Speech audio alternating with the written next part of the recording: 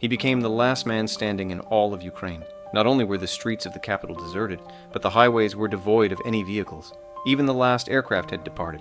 Just minutes earlier, Ukraine had successfully secured visa-free travel to Europe. Yet the very next day, the entire city of Kiev became a ghost town. Highways once bustling with traffic now lay silent.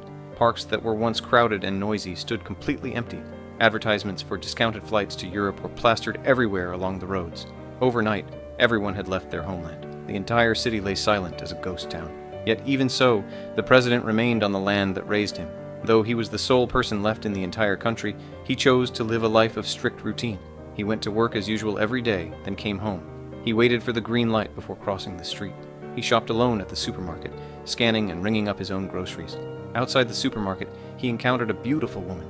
He was so thrilled he nearly cried, only to discover it was a holographic projection. A year passed like this. Besides his presidential duties, he took on a part-time job with the municipal sanitation department, weeding and watering every day.